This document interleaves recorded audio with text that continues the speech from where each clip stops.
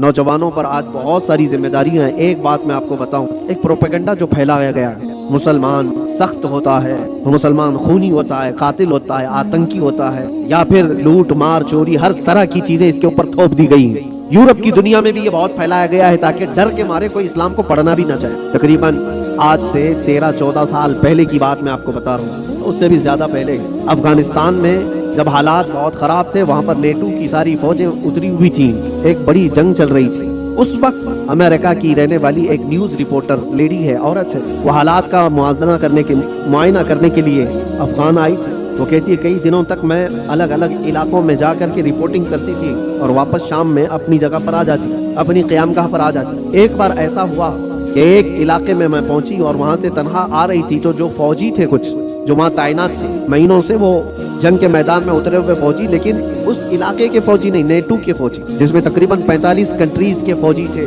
Europe کے سب کے۔ ان فوجیوں میں سے 2 فوجیوں نے اس کو پکڑ لیا، اس عورت کو، اور اس کے ساتھ کچھ غلط کرنے کے ارادے سے وہ ایک اندھیری جگہ پر اس کو کھینچ رہے تھے، لے جا رہے تھے۔ شام کا وقت تھا۔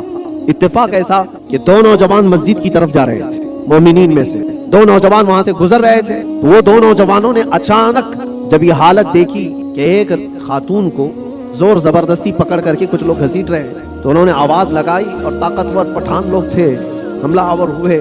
تو فوجی چونکہ غلط نیت سے اس کے ساتھ بدتمیزی کر رہے تھے، چھوڑ کر کے بھاگ گئے، جب تک اس عورت کے کپڑے وپڑے پھٹے ہوئے تھے، حالت بری تھی۔